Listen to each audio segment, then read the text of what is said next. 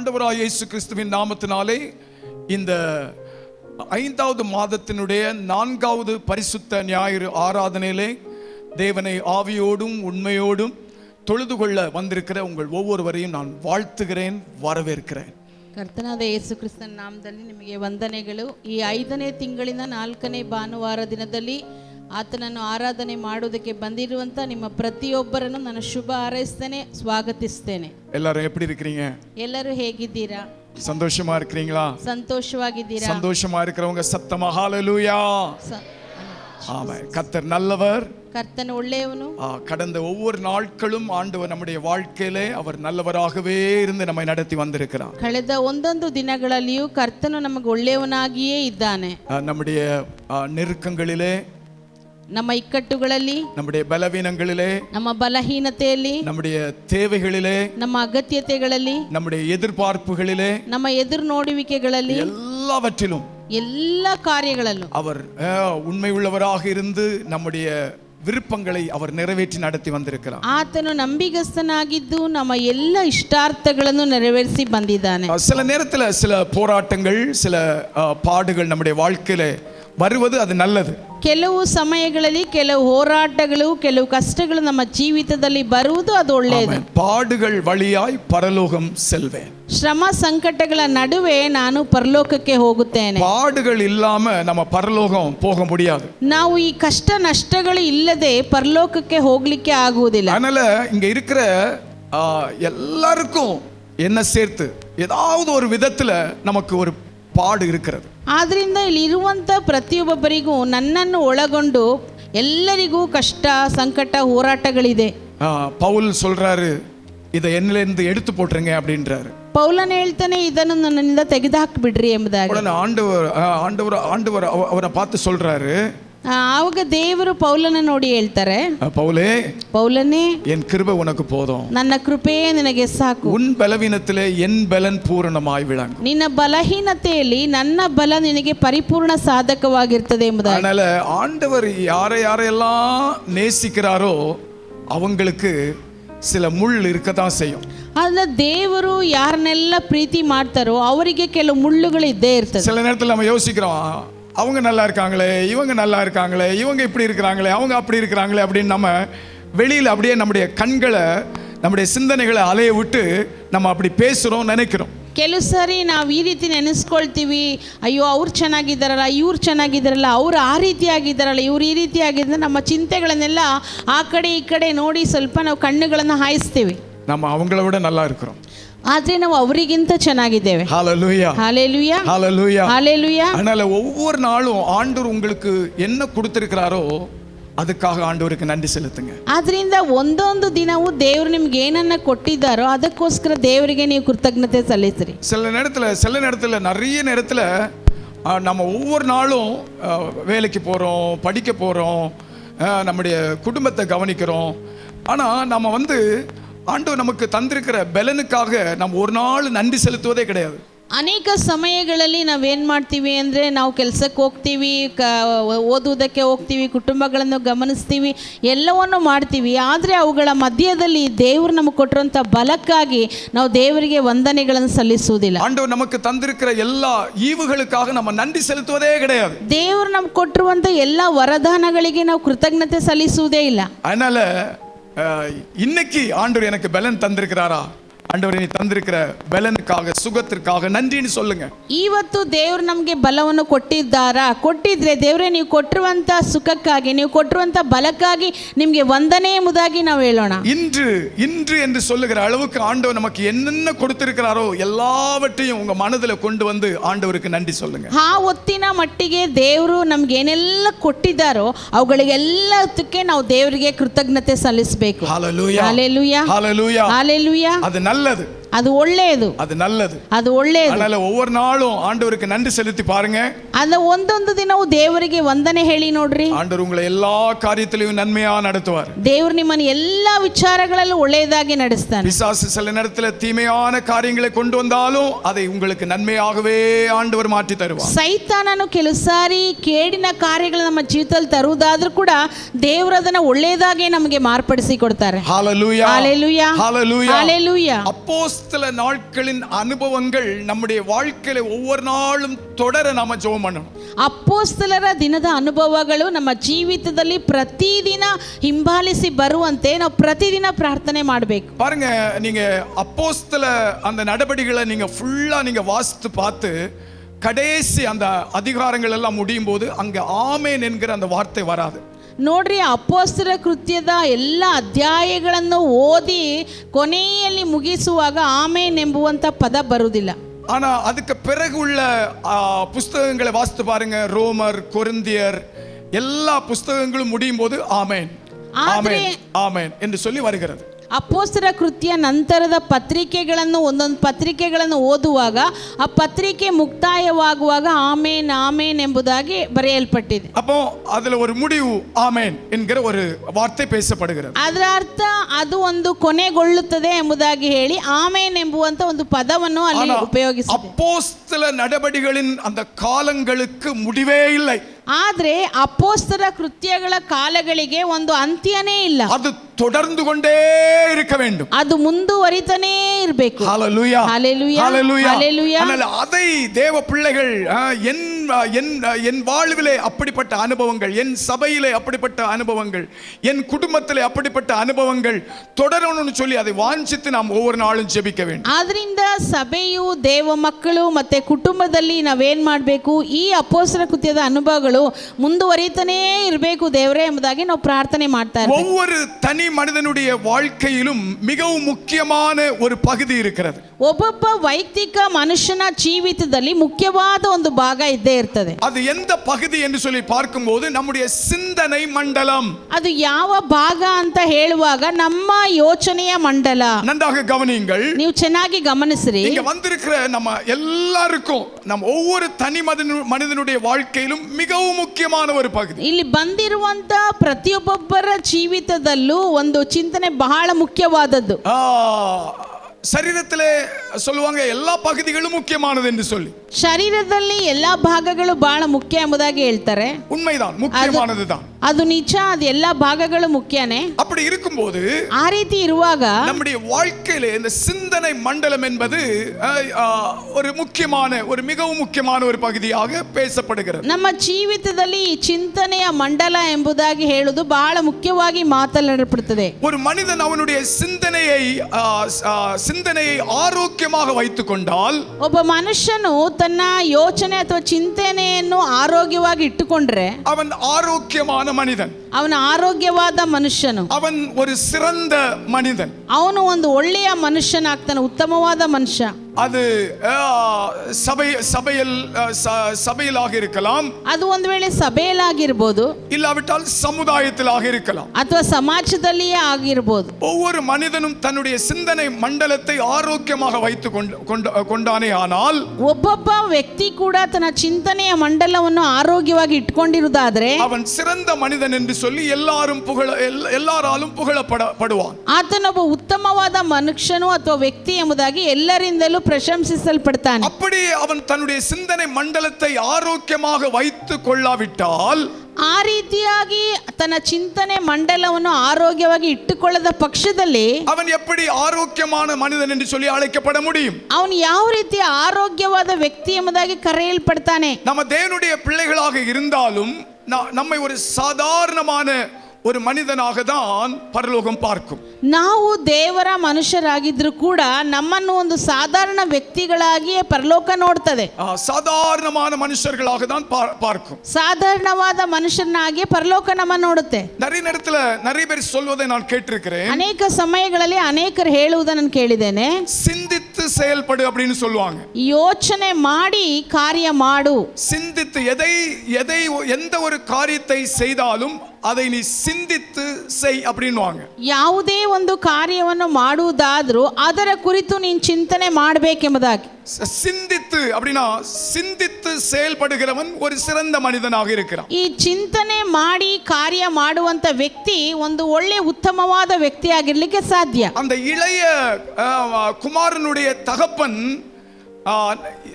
ಅನೇಕ ಮುறை அவர் சொல்லி இருப்பார் தன்னுடைய மகனுக்கு. ಆ ಕಿರಿ ಮಗನ ತಂದೆ ತನ್ನ ಮಗನಿಗೆ ಅನೇಕ ಸಾರಿ ಹೇಳಿರಬಹುದು. ஏன்னா அவன் வந்து அப்பா என் ஆஸ்தியை கொடுங்க அப்படின்னு கேட்டான். ಅವನು ಬಂದು ತಂದೆ ಹತ್ರ ಅಪ್ಪ ನನ್ನ ಆಸ್ತಿಯನ್ನ ಕೊಡ್ರಿ ಎಂಬುದಾಗಿ ಕೇಳಿದ್ದಾನೆ. ஏன்னா அவனுடைய அப்பா ஒரு நல்ல செல்வந்தர். ಯಾಕಂದ್ರೆ ತಂದೆ ಒಬ್ಬ ದೊಡ್ಡ ಐಶ್ವರ್ಯವಂತನು. அந்த வீட்டுல செல்வ செழிப்பு இருந்தது. ಆ ಮನೆಯಲ್ಲಿ ತುಂಬಾ ಹಣ ಆಸ್ತಿಗಳಿತ್ತು. அங்கே அந்த வீட்டிலே வேலை செய்வதற்கு ஏராளமான பேர் இருந்தார்கள். ಆ ಮನೆಯಲ್ಲಿ ಕೆಲಸ ಮಾಡೋದಕ್ಕೆ ಏರಾಳವಾದ ಜನರಿದ್ರು. அந்த வீட்டிலே ಅನೇಕருடைய பசி ஆற்றப்பட்டது. ಆ ಮನೆಯಲ್ಲಿರುವ ಅನೇಕರ ಹಸಿವು ತೀರಿಸಲ್ಪಡ್ತಾ ಇತ್ತು. அப்படிப்பட்ட ஒரு வீட்டிலிருந்து இந்த இளைய குமாரன் வேறொரு வீட்டுக்கு போக அவன் விரும்புகிறான். ಅಂತ ಒಂದು ಮನೆಯಿಂದ ಈ ಕಿರಿಮಗನು ಇನ್ನೊಂದು ಮನೆಗೆ ಹೋಗ್ಲಿಕ್ಕೆ ಇಷ್ಟಪಡ್ತಾ ಇದ್ದ. அப்படி என்று சொன்னால் தன்னுடைய நண்பர்களோடு உல்லாசமாக இருப்பதற்காக அவன் தன்னுடைய தகப்பனிடத்திலே ಆಸ್ತಿகளை ಕೇಳ್கிறான். ಆ ರೀತಿ ಹೇಳುವುದಾದ್ರೆ ಅವನು ತನ್ನ ಸ್ನೇಹಿತರೊಂದಿಗೆ ಸಂತೋಷವಾಗಿರುವುದಕ್ಕೆ ತಂದೆ ಬಳಿ ಆಸ್ತಿಯನ್ನ ಕೇಳ್ತಾ ಇದ್ದಾನೆ. தன்னுடைய சிநேகிதர்களோடு சந்தோஷமாக இருப்பதற்கு தன்னுடைய தகப்பனிடத்திலே சம்பத்துகளை கேட்கிறான். ತನ್ನ ಸ್ನೇಹಿತರ ಜೊತೆಯಲ್ಲಿ ಸಂತೋಷವಾಗಿರುವುದಕ್ಕೆ ತಂದೆಯ ಬಳಿಯಲ್ಲಿ ತನ್ನ ಸಂಪತ್ತನ್ನು ಕೇಳ್ತಾ ಇದ್ದಾನೆ. ஆனா அப்பா சொல்லிருப்பாரு கொஞ்சம் சிந்தித்து செயல்படுப்பா. ಆದ್ರೆ ತಂದೆ ಒಂದು ವೇಳೆ ಹೇಳಿರ್ತಾರೆ ಸ್ವಲ್ಪ ಯೋಚನೆ ಮಾಡಿ ನೀನು ಮುಂದುವರಿಯಪ್ಪ ಎಂಬುದಾಗಿ. நீ இப்பொழுது செயல்படுகிற விதம் எனக்கு ಆರೋಗ್ಯமாக ತೋಂಡವಿಲ್ಲ அப்படிಂட்டு சொல்லிருப்பாரு. ನೀನು ಈಗ ನಡ್ಕೊಳ್ಳುವಂತ ರೀತಿ ನನಗೆ ಆರೋಗ್ಯಕರವಾಗಿ ಕಾಣ್ತಾ ಇಲ್ಲ. ஆனால் அவன் அடம் பிடித்து தன்னுடைய தகப்பனிடத்திலிருந்து ஆஸ்திகளை எடுத்து செல்கிறான். ಆದ್ರೆ ಅವನು ಹಠ ಮಾಡಿ ತನ್ನ ತಂದೆಯ ಆಸ್ತಿಯನ್ನು ತೆಗೆದುಕೊಂಡು ಹೋಗ್ತಾನೆ. உல்லாசமாக வாழுகிறான். ಅವನು ಉಲ್ಲಾಸವಾಗಿ ಬದುಕ್ತಾನೆ. அவனுடைய அந்த வாழ்க்கையின் கடைசி அந்த பகுதியை பார்க்கும்போது தன்னுடைய நண்பர்களும் அவனை விட்டு போய்விட்டார்கள். ಆತನ ಜೀವಿತದ ಕೊನೆಯ ಭಾಗವನ್ನು ನೋಡುವಾಗ ತನ್ನ ಸ್ನೇಹಿತರು ಕೂಡ ಅವನನ್ನು ಬಿಟ್ಟು ಹೋದ್ರು. ಅವನಿடத்திலிருந்ததான ஆஸ்திகளும் கரைந்து போய்விட்டது. ಅವನ ಬಳಿಯಲ್ಲಿದ್ದ ಆಸ್ತಿ ಕೂಡ ಕರಗಿ ಹೋಯಿತು. இப்பொழுது என்ன செய்வேன் என்று சொல்லி ಅವன் சிந்திக்கிறான். ಈಗ ನಾನು ಏನು ಮಾಡಬೇಕೆಂಬುದಾಗಿ ಅವನು ಚಿಂತನೆ ಮಾಡ್ತಾ ಇದ್ದಾನೆ. அப்பாவிடத்துல வர்றதுக்கு கூட அவனுக்கு ஒரு யோசனை. ತಂದೆ ಬಳಿ ಬರುವುದಕ್ಕೂ ಅವನಿಗೆ ಒಂದು ಯೋಚನೆ. அப்பா எவ்வளவோ சொன்னாரு சிந்தித்து செயல்படுப்பா அப்படின்னாரு. ತಂದೆ ಎಷ್ಟೋ ಹೇಳಿದ್ರು ಸ್ವಲ್ಪ ಚಿಂತನೆ ಮಾಡಿ ನೀನು ಕಾರ್ಯ ಮಾಡಪ್ಪ. உனக்கு இங்க எந்த குறைவும் இல்ல. ನಿನ್ಗೆ ಇಲ್ಲಿ ಯಾವ ಕೊರತೆ ಇಲ್ಲ. நீங்க நன்றாய் இருக்கிறாய். ನೀನ್ ಚೆನ್ನಾಗಿದ್ದೀಯಾ ಇಲ್ಲಿ. இன்னும் நன்றாய் இருப்பாய். ಇನ್ನೂ ನೀನ್ ಚೆನ್ನಾಗಿರ್ತೀಯಾ. அதனால நல்லா யோசித்து செயல்படு அப்படின்னு சொன்னாரு. ಅಂದ್ರೆ ನೀನ್ ಸ್ವಲ್ಪ ಚೆನ್ನಾಗಿ ಯೋಚನೆ ಮಾಡಿ ಮುಂದುವರಿಯಪ್ಪ ಎಂಬುದಾಗಿ. ஆனா எப்போ அவனுக்கு புத்தி தெளிந்ததோ அவனுடைய சிந்தனை ஒரு ஆரோக்கியமான சிந்தனையாக மாறினதோ அப்பொழுது அவன் தகப்பனிடம் வருகிறான். ಆದರೆ ಯಾವಾಗ ಅವನ ಒಂದು ಬುದ್ಧಿ ಬದಲಾವಣೆಯಾಗಿ ಅವನ ಚಿಂತನೆ ಆರೋಗ್ಯಕರವಲ್ಲದಾಯಿತು ಆಗ ಅವನು ಬದಲಾದ. அதற்கு இடைப்பட்ட நாட்களிலே அவனுடைய வயிற்றிற்கு ஆகாரம் இல்லை.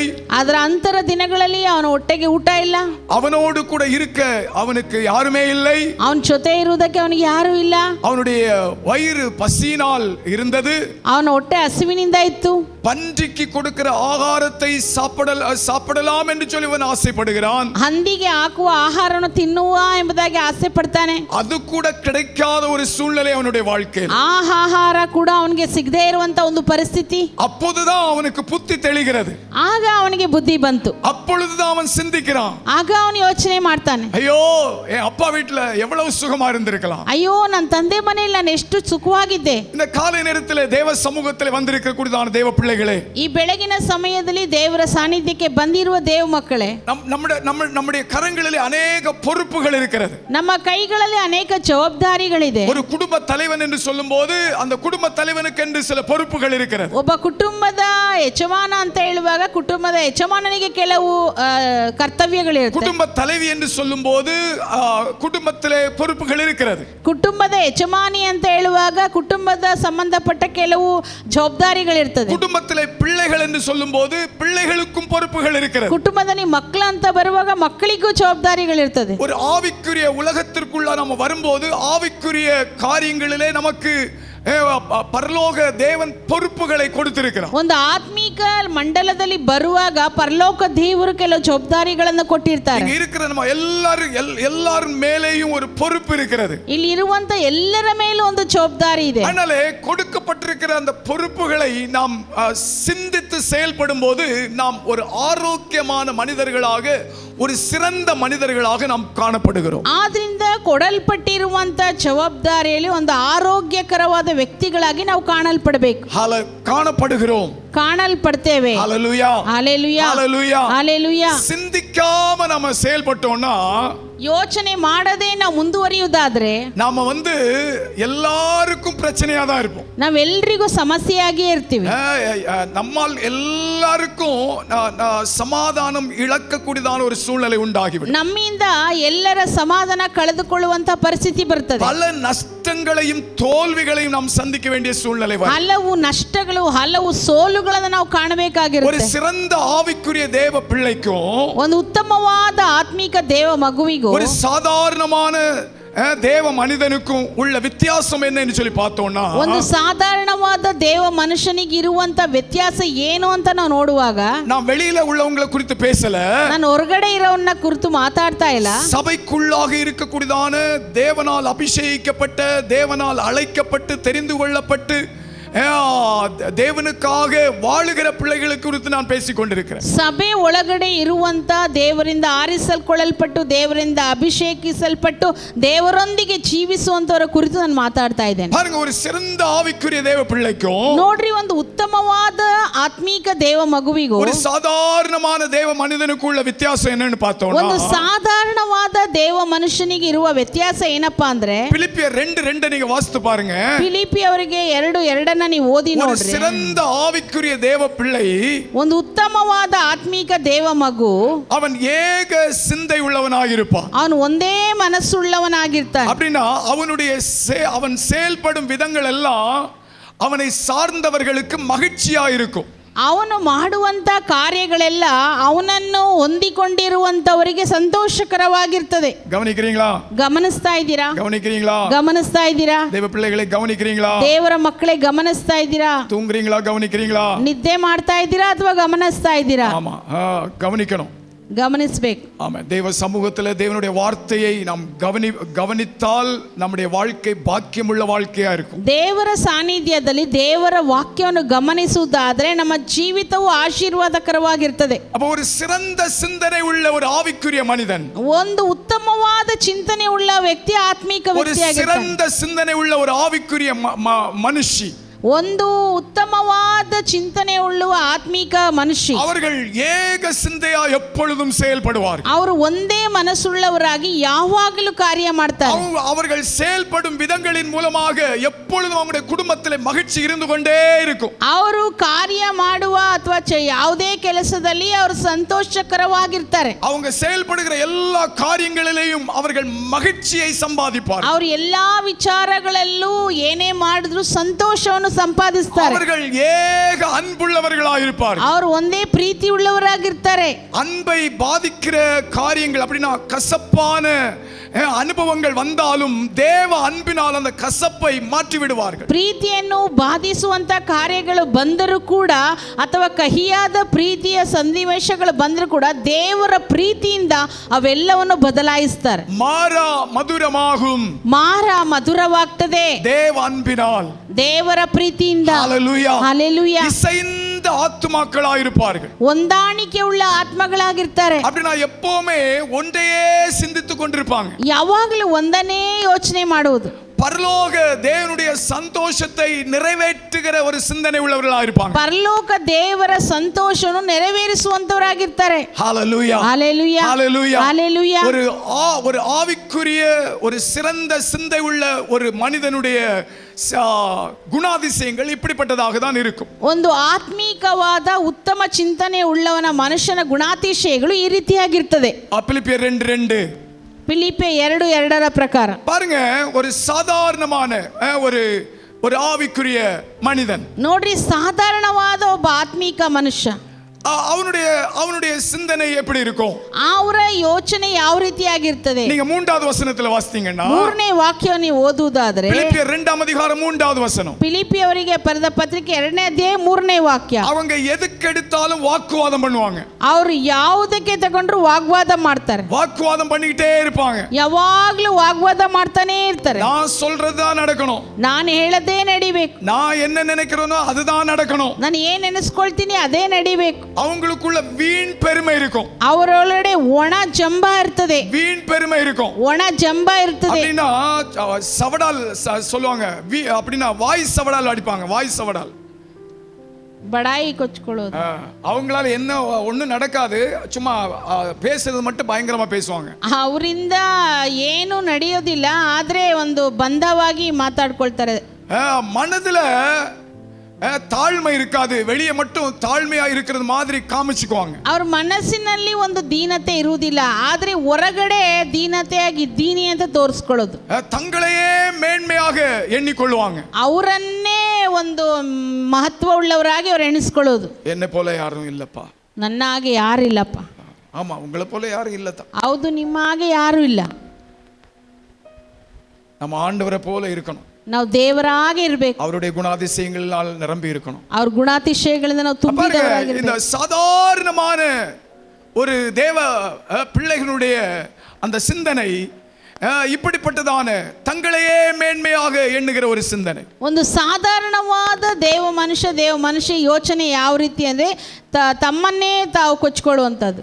மற்றவர்கள் எப்படி இருந்தா என்ன, நான் என் குடும்பம் என் பிள்ளைங்க என்னுடைய சூழ்நிலை அது நல்லா இருந்தா போதும் அப்படின்ட்டு உள்ள எண்ணம் உள்ளவர்கள். ಬೇರೆಯವರು ಹೇಗಿದ್ರೆ ಏನು, ನಾನು ನನ್ನ ಒಂದು ಕುಟುಂಬ ನನ್ನ ಕೆಲಸ ಕಾರ್ಯಗಳು ಎಲ್ಲಿ ಚೆನ್ನಾಗಿದ್ರೆ ಸಾಕು, வேற எதையுமே அவங்க யோசிக்க மாட்டாங்க. ಅವ್ರು ಬೇರೆ ಯಾವುದನ್ನು ಯೋಚನೆ ಮಾಡಲ್ಲ. அதுக்காகவே அவங்க யோசிப்பாங்க, அதுக்காகவே செயல்படுவாங்க, அதுக்காகவே ஓடிக்கிட்டே இருப்பாங்க. ಅದಕ್ಕಾಗಿ ಯೋಚನೆ ಮಾಡ್ತಾರೆ, ಅದಕ್ಕಾಗಿ ಚಿಂತನೆ ಮಾಡ್ತಾರೆ, ಅದಕ್ಕಾಗಿ ಓಡ್ತಾ ಇರ್ತಾರೆ. அப்புறம் பாருங்க, ಆಮೇಲೆ ನೋಡ್ರಿ, சாதாரண தேவ பிள்ளைகள் மாம்சத்திற்குரிய காரியங்களுக்கு அதிகமான கவனம் கொடுப்பாங்க. ಈ ಸಾಧಾರಣವಾದ ದೇವ ಮಕ್ಕಳು ಶರೀರಕ್ಕೆ ಸಂಬಂಧಪಟ್ಟ ಕಾರ್ಯಗಳಿಗೆ ಹೆಚ್ಚಾಗಿ ಗಮನ ಕೊಡ್ತಾರೆ. சரீர சம்பந்தப்பட்ட காரியங்கள், ಶಾರೀರಕ್ಕೆ ಸಂಬಂಧಪಟ್ಟ ಕಾರ್ಯಗಳು. நல்லா ட்ரெஸ் பண்ணிக்கணும், ಚೆನ್ನಾಗಿ ಡ್ರೆಸ್ ಮಾಡ್ಕೋಬೇಕು, நல்லா மேக்கப் பண்ணிக்கணும், ಚೆನ್ನಾಗಿ ಮೇಕಪ್ ಮಾಡ್ಕೋಬೇಕು, அப்புறம் நல்லா சாப்பிடணும், ಚೆನ್ನಾಗಿ ಊಟ ಮಾಡಬೇಕು. இதெல்லாம் தவறு கிடையாது. ನಾನು ಇದೆಲ್ಲ ತಪ್ಪು ಅಂತ ಹೇಳ್ತಾ ಇಲ್ಲ. ஆனா பைபிள் சொல்லுது, ಅದು ಸತ್ಯವೇದ ಹೇಳ್ತದೆ.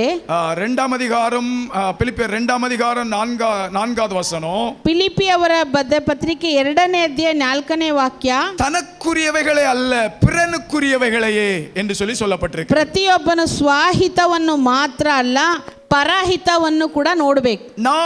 நான் என்னுடையது என்னது என்கிற அந்த சிந்தனை மட்டுமல்ல, ನಾನು ಅಥವಾ ನನ್ನದು ನಾನು ಎಂಬ ಒಂದು ಚಿಂತನೆ ಅಲ್ಲ, பிறர் காரியங்களை குறித்த சிந்தனைகள், ಬೇರೆಯವರ ಕಾರ್ಯದ ಚಿಂತನೆ. அப்படிப்பட்ட சிந்தனை உடையவர்கள் சிறந்த மனிதர்கள். ಅಂತ ಚಿಂತನೆ ಉಳ್ಳವರು ಉತ್ತಮವಾದ ವ್ಯಕ್ತಿಗಳು. பாருங்க, ரோமர் 8:5 நம்ம வாசிக்கும் போது, ನೋಡ್ರಿ, ರೋಮ 8:5 ನಾವು ಓದುವಾಗ அங்கே சொல்லப்பட்டிருக்கிறது, ಅಲ್ಲಿ ಹೇಳಲ್ಪಟ್ಟಿದೆ, அப்போஸ்தலனாகிய பவுல் அந்த ரோமபுரியில் இருக்கக்கூடியதான தேவ பிள்ளைகளுக்கு பரிசுத்தவான்களுக்கு அவர் எழுதுகிறார். ಅಪೊಸ್ತಲ ಪೌಲನು ರೋಮಾಪುರದಲ್ಲಿರುವಂತ ಪರಿಶುದ್ಧ ಜನರಿಗೆ ಬರಿತಾ ಇದ್ದಾನೆ.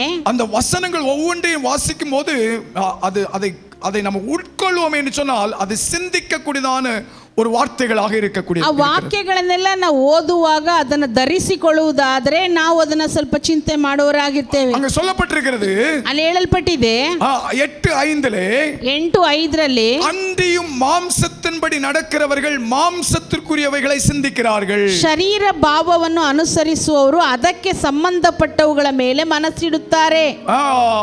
ஆவியின்படி நடக்கிறவர்கள் ஆவிக்குரியவைகளை சிந்திக்கிறார்கள். ಪವಿತ್ರಾತ್ಮನಿಗೆ ಸಂಬಂಧಪಟ್ಟವುಗಳ ಮೇಲೆ ಮನಸ್ಸಿಡುತ್ತಾರೆ.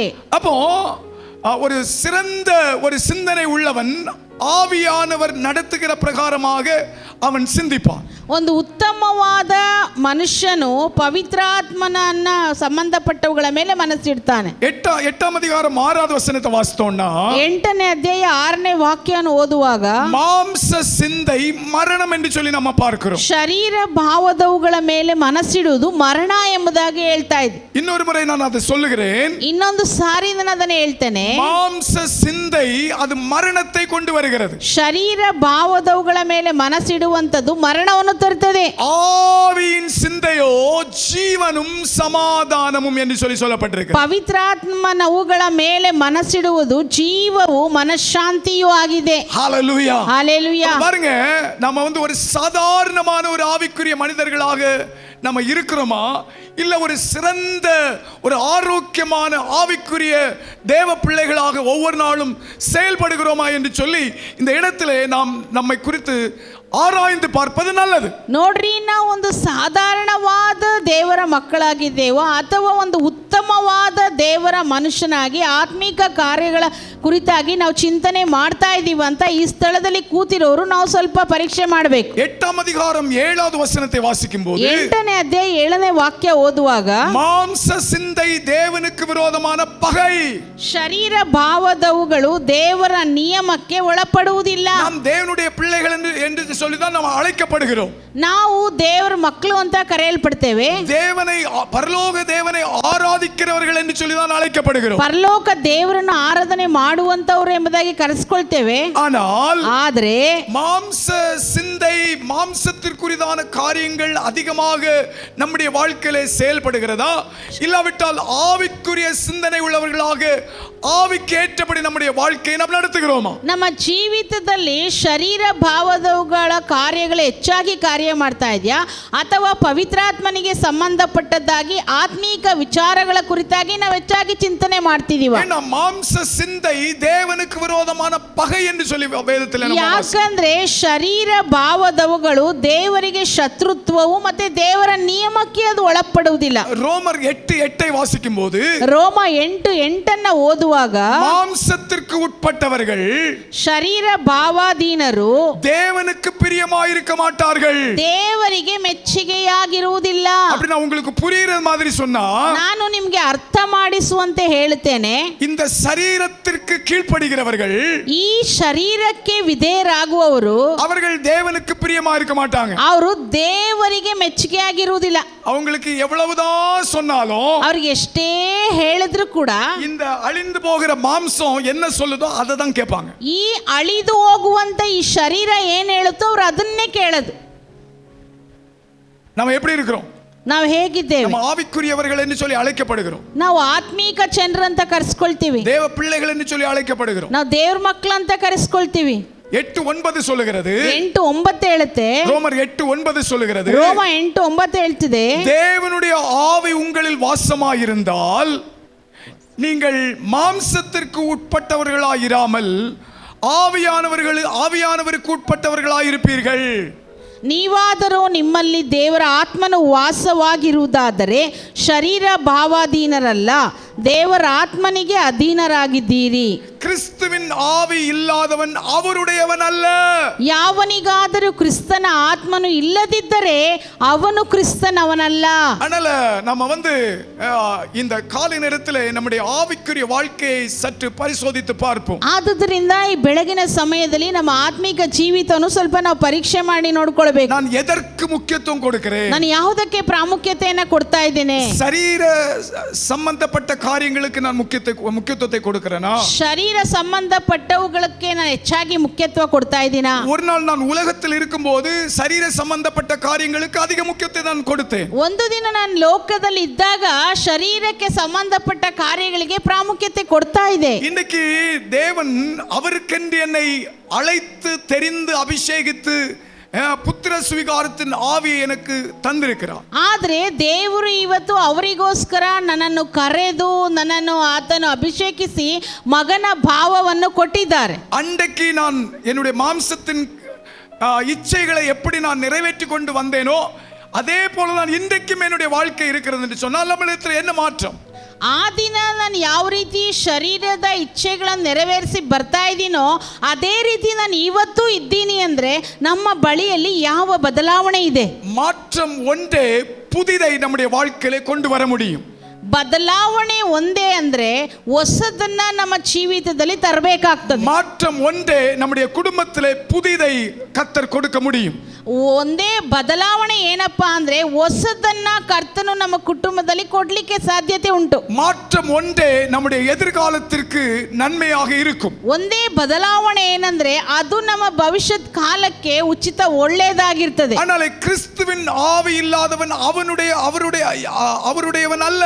ಆದ್ರೆ ಯಾವನಿಗಾದ್ರೂ ಕ್ರಿಸ್ತನ ಆತ್ಮನ ಇಲ್ಲವೋ ಅವನು ಕ್ರಿಸ್ತನವನಲ್ಲ. ஆனால் தேவ பிள்ளைகளே, இந்த கடைசி காலங்களிலே கிறிஸ்துவின் ஆவி உடையவர்களாக நாம் நடந்து கொள்வோம். ಆದ್ರಿಂದ ಪ್ರಿಯ ದೇವ ಮಕ್ಕಳೇ, ಈ ಕೊನೆಯ ದಿನಗಳಲ್ಲಿ ನಾವು ಕ್ರಿಸ್ತನ ಆತ್ಮ ಉಳ್ಳವರಾಗಿರಬೇಕು. நன்மை எது தீமை எது என்பதை அறிந்து செயல்படுகிறவர்களாக நாம் இருப்போம். ಒಳ್ಳೆಯದು ಯಾವುದು ಕೆಟ್ಟದ್ದು ಯಾವುದೆಂದು ತಿಳ್ಕೊಂಡವರಾಗಿ ನಾವು ಜೀವಿಸಬೇಕು.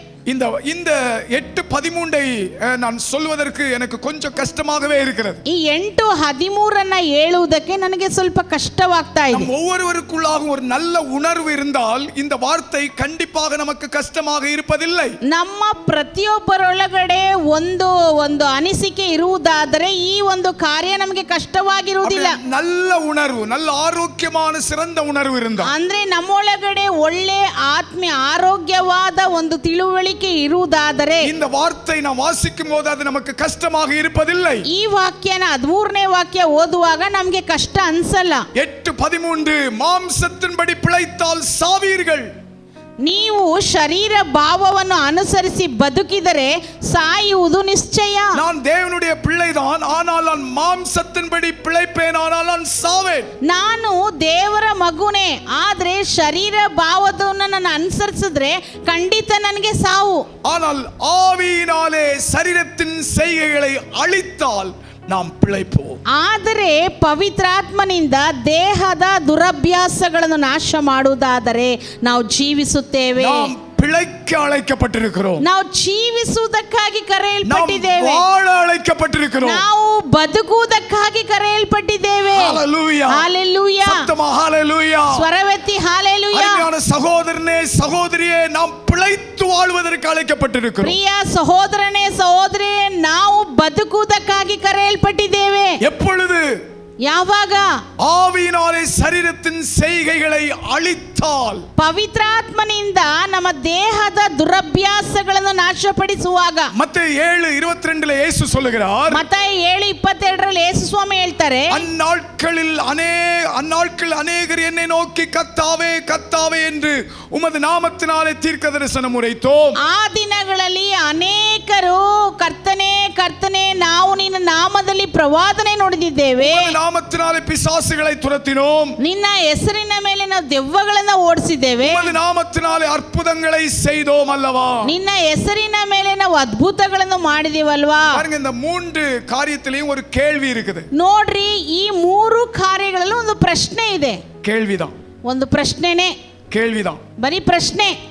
இதெல்லாம் செய்யலாம், ಇದೆಲ್ಲ ಮಾಡಬಹುದು, ஆனா ಆದರೆ பரலோக பாக்கியத்தை பெறுவது கேள்விதான். ಪರಲೋಕ ರಾಜ್ಯವನ್ನು ಹೊಂದುವುದು ಒಂದು ಪ್ರಶ್ನಾರ್ಥಕವಾಗಿದೆ. 23வது வசனத்துல இயேசு சொல்லுகிறார், ಯಾಕಂದ್ರೆ 23ನೇ ವಚನದಲ್ಲಿ ಯೇಸು ಸ್ವಾಮಿ ಹೇಳ್ತಾರೆ, அப்பொழுது நான் ஒரு காலம் உங்களை அறியவில்லை, ಆಗ ನಾನು ಅವರಿಗೆ ನಾನೆಂದೂ ನಿಮ್ಮ ಗುರುತು ಕಾಣೆನು, அக்கிரம செய்கைக்காரர்களே என்னை விட்டு அகன்று போங்கள், ಧರ್ಮವನ್ನು ಮೀರಿ ನಡೆಯುವವರೇ ನನ್ನಿಂದ ತೊಲಗಿ ಹೋಗಿರಿ.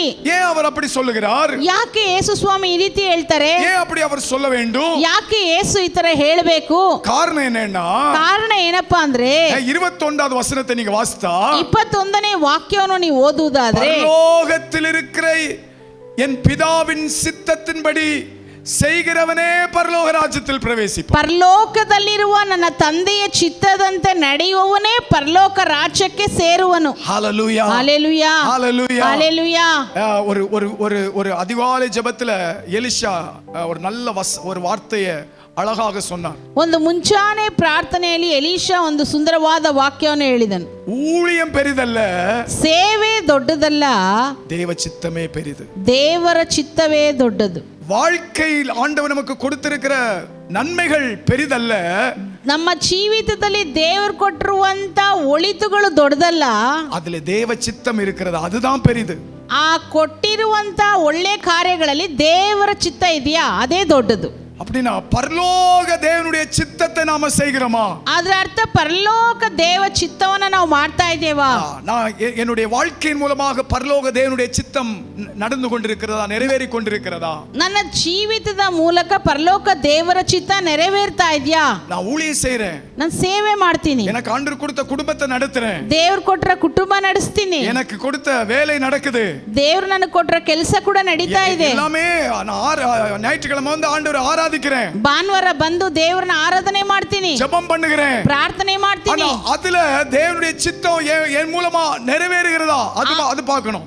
ಆದ್ರೆ ಅವುಗಳಲ್ಲಿ ನನ್ನ ಮೂಲಕ ದೇವರ ಚಿತ್ತ ನೆರವೇರ್ತಾ ಇದೆ ಅನ್ನೋದೇ ಮುಖ್ಯ. அதுல அநேக பகுதிகள் அப்படின்னா 190% சுயம் சரீர இச்சைகளை நிறைவேற்றுகிற காரியங்களுக்காகவே நாம் செயல்படுகிறோம். ಅವುಗಳಲ್ಲಿ 100% ಭಾಗ ನನ್ನ ಶರೀರದ ಇಷ್ಟಗಳನ್ನು ನೆರವೇರಿಸುವುದಕ್ಕೆ ನಾನು ಸ್ವಾರ್ಥವಾಗಿ ನನ್ನ ಕಾರ್ಯಗಳನ್ನು ನೆರವೇರಿಸುವಂಥದ್ದು. ஒரு ஜெபம் பண்ணுகிறதுக்கு உட்கார்றோம்னா, ಒಂದು ಪ್ರಾರ್ಥನೆ ಮಾಡಕ್ ಕುತ್ಕೊಳ್ತೀವಿ ಅಂದ್ರೆ நம்ம என்ன ஜெபம் பண்றோம்? ನಾವೇನ್ ಪ್ರಾರ್ಥನೆ ಮಾಡ್ತೀವಿ? ஆத்துமாக்களை தாரும் அப்படின்னு ஜெபம் பண்றோமா? ದೇವರೇ ಆತ್ಮಗಳನ್ನ ಕೊಡು ಅಂತ ಪ್ರಾರ್ಥನೆ ಮಾಡ್ತೀವಿ. ஆத்துமாக்கள் அழிந்து போய் கொண்டிருக்கிறார்கள் என்று சொல்லி ஜெபம் பண்றோமா? ದೇವರೇ ಆತ್ಮಗಳು ಅಳಿದು ಹೋಗ್ತಾ ಇದೆ ಅಂತ ಪ್ರಾರ್ಥನೆ ಮಾಡ್ತೀವ? ஒரு சிறந்த ஆரோக்கியமான தேவ மனிதனுடைய எண்ணம் அப்படி இருக்கலாம். ಒಂದು ಉತ್ತಮವಾದ ಆರೋಗ್ಯಕರವಾದ ದೇವ ಮನುಷ್ಯನ ಪ್ರಾರ್ಥನೆ ಆಗಿರಬಹುದು. ஆனால் ஒரு சாதாரணமான ஒரு தேவ மனிதன் அவனை வந்து ஞாயிற்றுக்கிழமை கொஞ்சம் சீக்கிரமா ஆராதனைக்கு வாங்க அப்படின்னு சொன்னா, ಒಂದು ಸಾಧಾರಣವಾದ ದೇವ ಮನುಷ್ಯನು ಭಾನುವಾರ ಬೆಳಿಗ್ಗೆ ಸ್ವಲ್ಪ ಆರಾಧನೆಗೆ ಬೇಗ ಬನ್ನಿ ಅಂತ ಹೇಳಿದ್ರೆ, அப்படின்னா இடைப்பட்ட நாட்களிலே இருக்கக்கூடியதான ஊழியங்களிலே கலந்து கொள்ளுங்கள் அப்படின்னு சொன்னா, ಅಥವಾ ಮಧ್ಯ ದಿನಗಳಲ್ಲಿರುವ ಸೇವೆಗಳಲ್ಲಿ ನೀವು ಪಾಲುಗಾರಿ ಹೊಂದಿಕೊಳ್ಳ್ರಿ ಅಂತ ಹೇಳಿದ್ರೆ, இப்படி ஆண்டவர் விரும்புகிற அந்த காரியங்களுக்குரியதான ஆலோசனைகளை கொடுக்கும்போது, ದೇವರಿಗೆ ಸಂಬಂಧಪಟ್ಟ ದೇವರು ಇಷ್ಟಪಡುವ ಕಾರ್ಯಗಳ ಕುರಿತು ಆಲೋಚನೆ ಕೊಡುವಾಗ, நீ என்ன சொல்றது, நான் என்ன கேட்கிறது, ನೀನೇನ್ ಹೇಳೋದು ನಾನೇನ್ ಕೇಳದೆ, அப்படி நாங்க எது கிரியை செய்கிறது? ಯಾವುದು ಕ್ರಿಯೆ ಮಾಡ್ತದೆ? மாம்சம், ಶರೀರ. மாம்சம் கிரியை செய்கிறது. ಶರೀರ ಕ್ರಿಯೆ ಮಾಡುತ್ತೆ. அப்ப மாம்சத்துக்கு நாம இடம் கொடுக்கிறோம். ಹಾಗಾದ್ರೆ ನಾವು ನಮ್ಮ ಶರೀರಕ್ಕೆ ಸ್ಥಳ ಕೊಡ್ತೇವೆ. மாம்சத்திற்கு நாம எப்பொழுதும் இடம் கொடுத்து தேவனுடைய பிள்ளைகள் நாம் நம்மை வஞ்சித்துக் கொள்வது நல்லதல்ல. ಶರೀರಕ್ಕೆ ಸ್ಥಳ ಕೊಟ್ಟು ದೇವ ಮಕ್ಕಳು ನಮ್ಮನ್ನು ನಾವು ವಂಚನೆಗೊಳಪಡಿಸುವುದು ಒಳ್ಳೆಯದಲ್ಲ. வேத வசனங்களை வாசிக்கும் போது ஆண்டவர் நம்மோடு கூட பேசுகிறார். ದೇವರ ವಾಕ್ಯ ಓದುವಾಗ ದೇವರು ನಮ್ಮ ಜೊತೆ ಮಾತಾಡ್ತಾರೆ. ஞாயிற்றுக்கிழமை ஆராதனைக்கு வரும்போது ஆண்டவர் நம்ம கூட பேசுகிறார். ಭಾನುವಾರ ಆರಾಧನೆಗೆ ಬರುವಾಗ ದೇವರು ನಮ್ಮ ಜೊತೆ ಮಾತಾಡ್ತಾರೆ. ஒரு டிவி ரிமோட் ஆன் பண்ணும்போது அங்கிருந்து ஆண்டவருடைய வார்த்தை நமக்கு நேராக வருகிறது. ಒಂದು ಟಿವಿಯನ್ನು ಆನ್ ಮಾಡುವಾಗ ಅಲ್ಲಿಂದ ದೇವರ ವಾಕ್ಯ ನಮಗೆ ನೇರವಾಗಿ ಬರುತ್ತೆ. அப்போ அந்த வார்த்தைகளை நாம கேட்கும்போது நாம் ஆவிக்குரிய சிறந்த சிந்தனைகளுக்கு இடம் கொடுக்கிறோமா, இல்ல இன்னும் மாம்சத்திற்கே நம்முடைய வாழ்க்கையை ஒப்பு கொடுத்து வாழுகிறோமா? ಆಗ ವಾಕ್ಯಗಳನ್ನು ಕೇಳ್ತಾ ನಾವು ಆತ್ಮೀಕ ವಿಚಾರಗಳಿಗೆ ನಾವು ಮನಸ್ಸು ಕೊಡ್ತೇವೋ ಅಥವಾ ಇನ್ನು ಶಾರೀರಿಕವಾದ ವಿಚಾರಗಳನ್ನು ಮನಸ್ಸು ಕೊಡ್ತೇವ? அப்ப ஆண்டவராகிய இயேசு கிறிஸ்து சொல்லுகிறார், ಹಾಗಾದ್ರೆ ಕರ್ತನಾದ ಯೇಸು ಕ್ರಿಸ್ತನೇ ಹೇಳ್ತಾನೆ, பரலோகத்தில் இருக்கிற என் பிதாவின் சித்தத்தின்படி செய்கிறவனே பரலோக ராஜ்யத்தில் பிரவேசிப்பான். ಪರಲೋಕದಲ್ಲಿರುವ ನನ್ನ ತಂದೆಯ ಚಿತ್ತದಂತೆ ನಡೆಯುವವನೇ ಪರಲೋಕ ರಾಜ್ಯಕ್ಕೆ ಸೇರುವನು. பரலோக தேவனுடைய சித்தம் என்ன? ಪರಲೋಕ ದೇವರ ಚಿತ್ತ ಏನು? நான் சொல்லிய வார்த்தையின்படி எவன் ஒருவன் தன் வாழ்க்கையை நடத்துகிறானோ அவன். ನಾನು ಹೇಳಿದ ಮಾತಿನ ಪ್ರಕಾರ ಯಾವನು ತನ್ನ ಜೀವನ ನಡೆಸ್ತಾನೋ ಅವನು.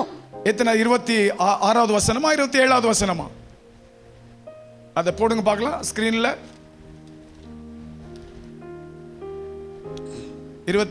நான் பாருங்க அங்க இருக்குது 26வது வசனம். 26ನೇ ವಾಕ್ಯ. நான் சொல்லிய இந்த வார்த்தைகளை கேட்டு, ನಾನು ಹೇಳಿದ ಈ ಮಾತುಗಳನ್ನು ಕೇಳಿ. ஒவ்வொரு நாளும் ஆண்டவருடைய வார்த்தை பேசப்பட்டு கொண்டே இருக்கிறது, நாம் கேட்டுக்கொண்டே இருக்கிறோம். ಹಾಗಾದ್ರೆ ಒಂದೊಂದು ದಿನವೂ ದೇವರ ವಾಕ್ಯ ಮಾತಾಡ್ತಾ ಇದೆ, ನಾವು ವಾಕ್ಯನ ಕೇಳ್ತಾನೇ ಇದ್ದೀವಿ. இதுக்கு மேல 25வது வசனம். 25ನೇ ವಾಕ್ಯ. 24வது வசனம். 24ನೇ ವಾಕ್ಯ. ஆகையால் ಆದುದರಿಂದ நான் சொல்லிய இந்த வார்த்தைகளை கேட்டு ಈ ನನ್ನ ಮಾತುಗಳನ್ನು ಕೇಳಿ இவைகளின் படி செய்கிறவன் எவனோ ಅವುಗಳಂತೆ ನಡೆಯುವವನು அவனை கன்மலையின் மேல் தன் வீட்டை கட்டின புத்தி உள்ள மனுஷனுக்கு ஒப்பிடுவேன். ಬಂಡೆಯ ಮೇಲೆ ಮನೆಯನ್ನು ಕಟ್ಟಿಕೊಂಡ ಬುದ್ಧಿಯುಳ್ಳ ಮನುಷ್ಯನನ್ನು ಹೋಲುವನು. அப்படின்னா அவன் ஆரோக்கியமான மனுஷன், சிறந்த மனுஷன். ಆ ರೀತಿ ಹೇಳುವುದಾದ್ರೆ ಅವನು ಆರೋಗ್ಯವಾದ ಮನುಷ್ಯನು, ಅದು ಮಾತ್ರವಲ್ಲ ಒಂದು ಉತ್ತಮವಾದ ಮನುಷ್ಯನಾಗಿರ್ತಾನೆ. கீழ உள்ள வசனங்களை நீங்க வாசித்து பாத்தீங்கன்னா ಕೆಳಗಡೆ ಇರುವ ವಾಕ್ಯಗಳನ್ನು ಓದಿ ನೋಡುವುದಾದ್ರೆ அவனும் வசனத்தை கேட்டான், ಅವನು ವಾಕ್ಯವನ್ನು ಕೇಳಿದ. ஆனா ಆದ್ರೆ அவன் வந்து எப்படி வீட்டை கட்டினான்? ಅವನು ಯಾವ ರೀತಿ ಮನೆ ಕಟ್ತಾನೆ? கேட்டான், ಅವನು ವಾಕ್ಯ ಕೇಳ್ದ, ஆனா கேட்டபடி அவனுடைய வாழ்க்கை இல்ல. ವಾಕ್ಯವನ್ನು ಕೇಳಿದ ರೀತಿ ಅವನ ಜೀವಿತ ಇರಲಿಲ್ಲ. புத்தி இல்லாத மனிதன், ಬುದ್ಧಿಹೀನ ಮನುಷ್ಯನಾಗಿದ್ದ. புத்தி இல்லாத மனிதன், ಬುದ್ಧಿಹೀನ ಮನುಷ್ಯನಾಗಿದ್ದ. சிந்திக்கல, ಯೋಚನೆ ಮಾಡಲಿಲ್ಲ, சிந்தித்து செயல்படல, ಯೋಚನೆ ಮಾಡಿ ಕಾರ್ಯ ಮಾಡಿಲ್ಲ. ஆனால் இந்த காலை நேரத்தில் தேவ சமூகத்தில் வந்திருக்க கூடாது தேவ பிள்ளைகள். ಅಂದ್ರೆ ಈ ಬೆಳಗಿನ ಸಮಯದಲ್ಲಿ ದೇವರ ಸಾನ್ನಿಧ್ಯಕ್ಕೆ ಬಂದಿರುವ ದೇವ ಮಕ್ಕಳೇ, இது சிந்தித்து செயல்படும் காலம். ಇದು ಚಿಂತಿಸಿ ಕಾರ್ಯ ಮಾಡುವಂತ ದಿನಗಳು. மௌனமாய் இருக்கும் காலம் அல்ல, ಮೌನವಾಗಿರುವಂತ ಕಾಲ ಅಲ್ಲ, இது சிந்தித்து செயல்படும் காலம். ಇದು ಚಿಂತನೆ ಮಾಡಿ ಕಾರ್ಯ ಮಾಡುವಂತ ಸಮಯ. யாரோ செய்யட்டும் எனக்கு என்ன, ಯಾರೋ ಮಾಡ್ಕೊಳ್ಳಿ ನನಗೇನು, நான் நலமாயிருந்தால் அது போதும், ನಾನು ಚೆನ್ನಾಗಿದ್ರೆ ಅದು ಸಾಕು என்று சுயமாய் வாழுகிற அந்த வாழ்க்கையிலிருந்து நாம் வெளியே வருவோம். ಆ ರೀತಿ ಸ್ವಾರ್ಥವಾಗಿ ಬದುಕುವಂತ ಬದುಕಿನಿಂದ ಆಚೆ ಬರಬೇಕು. ஆவியில் எளிமை உள்ளவர்கள் பாக்கியவான். ಆತ್ಮದಲ್ಲಿ ಬಡವರಾಗಿರೋರು ಧನ್ಯರು. அப்படின்னா ಆ ರೀತಿ ಅಂದ್ರೆ எனக்கு எல்லாம் தெரியும், ನನ್ಗೆಲ್ಲ ಗೊತ್ತು, நான் எல்லாம் சாதிச்சிட்டேன், ನಾನೆಲ್ಲ ಸಾಧಿಸ್ಬಿಟ್ಟೆ. இல்ல இல்ல இல்ல ಇಲ್ಲ, இயேசு அவருடைய ஜனங்களுக்கு அவர் சொல்லிக் கொடுத்த வார்த்தை, என்னை சந்திக்கும் வரையிலும் நீங்க ஆவியில் எளிமை உள்ளவர்களாகவே இருக்கணும் அப்படின்னு சொல்றார். ಯೇಸು ತನ್ನನ್ನು ಸಂಧಿಸಿದ ಜನರಿಗೆ ಹೇಳಿದಂತ ಮಾತು, ನೀವು ಆತ್ಮದಲ್ಲಿ ಬಡವರಾಗಿರ್ಬೇಕೆಂಬುದಾಗಿ. இன்னும் அவரோடு, ಇನ್ನೂ ಆತನೊಂದಿಗೆ, இன்னும் அவரிலே, ಇನ್ನೂ ಬದಲಾಗಿಲ್ಲ, இன்னும் அவரிலே ಇನ್ನೂ ಆತನೊಳಗಡೆ என்கிற அந்த நல்ல ஆரோக்கியமான சிந்தனைகள், ಆ ರೀತಿ ಹೇಳುವ ಆರೋಗ್ಯವಾದ ಯೋಚನೆ, ಅದதான் ஜனங்களுக்கு அவர் சொல்லிக் கொடுக்கிறார். ಅದನ್ನೇ ಜನರಿಗೆ ಆತನ ಹೇಳ್ಕೊಡ್ತಾನೆ. ஆவியில் எளிமை உள்ளவர்கள் பாக்கியவான்கள், ಆತ್ಮದಲ್ಲಿ ಬಡವರಾಗಿರೋರು ಧನ್ಯರು, பரலோக ராஜ்யம் அவர்களுடையது. ಪರಲೋಕ ರಾಜ್ಯವು ಅಂತವರದು. துயரப்படுகிறவர்கள் பாக்கியவான்கள், ದುಃಖ ಪಡುವವರು ಧನ್ಯರು, அவர்கள் ஆறுதல் அடைவார்கள். ಅವರು ಸಮಾಧಾನ ಹೊಂದುವರು. சாந்த குணமுள்ளவர்கள் பாக்கியவான்கள், ಶಾಂತರು ಧನ್ಯರು, அவர்கள் பூமியை சுதந்தரிப்பார்கள். ಅವರು ಭೂಮಿಗೆ ಬಾಧ್ಯರಾಗಿರುವರು. இததான் சொல்லி கொடுக்கறாருங்க, ಇದನ್ನೇ ಆತನ ಹೇಳ್ಕೊಡ್ತಾನೆ, இததான் சொல்லி கொடுக்கறாருங்க. ಇದನ್ನೇ ಆತನ ಹೇಳ್ಕೊಡ್ತಾನೆ. அதனால ஆவிக்குரிய சிறந்த ஆரோக்கியமான மனிதர்கள் இந்த நல்ல வார்த்தைகளை தங்கள் வாழ்க்கைக்கு அதை ಆರೋಗ್ಯವಾಗಿ எடுத்துಕೊಳ್ಳುವಾர். ಆದುದರಿಂದ ಆತ್ಮೀಕವಾದ ಉತ್ತಮವಾದ ಆರೋಗ್ಯವಾದ ಮನುಷ್ಯರು ಈ ಮಾತುಗಳನ್ನು ಅವರ ಜೀವಿತಕ್ಕೆ ತೆಗೆದುಕೊಳ್ತಾರೆ. இதை தங்களுடைய வாழ்க்கையில செயல்படுத்துவார்கள், செயல்முறைக்கு கொண்டு வருவார்கள். ಇದನ್ನು ತಮ್ಮ ಜೀವಿತದಲ್ಲಿ ಕ್ರಿಯಾರೂಪಕ್ಕೆ ತರ್ತಾರೆ. கேட்டுட்டு அப்படியே தங்களுடைய வாழ்க்கையில இருந்து விட மாட்டார். ಕೇಳಿಸಿಕೊಂಡು ಹಾಗೆ ತಮ್ಮ ಜೀವಿತದಲ್ಲಿ ಇದ್ದು ಬಿಡುವುದಿಲ್ಲ. நாம் பிழைக்க வேண்டும் என்று சொன்னால், ನಾವು ಬದುಕಬೇಕಂದ್ರೆ, நாம் வாழ்ந்திருக்க வேண்டும் என்று சொன்னால், ನಾವು ಜೀವಿಸಬೇಕು ಅಂತ ಅಂದ್ರೆ மாம்ச சிந்தனைகள் நம்முடைய வாழ்க்கையில அழிக்கப்பட வேண்டும். ಶರೀರ ಚಿಂತನೆಗಳು ನಮ್ಮ ಜೀವಿತದಲ್ಲಿ ನಶಿಸಲ್ಪಡಬೇಕು. ஆவியானுடைய சிந்தனைகளின்படி நாம் செயல்பட வேண்டும். ಪವಿತ್ರಾತ್ಮನ ಚಿಂತನೆಯ ಕುರಿತಾಗಿ ನಾವು ಮಾಡಬೇಕು. ஆவியானவர் நடத்துகிற பிரகாரமாக நாம் சிந்தித்து செயல்பட வேண்டும். ಪವಿತ್ರಾತ್ಮನು ನಡೆಸುವ ಪ್ರಕಾರ ನಾವು ಚಿಂತಿಸಿ ಕಾರ್ಯ ಮಾಡಬೇಕು.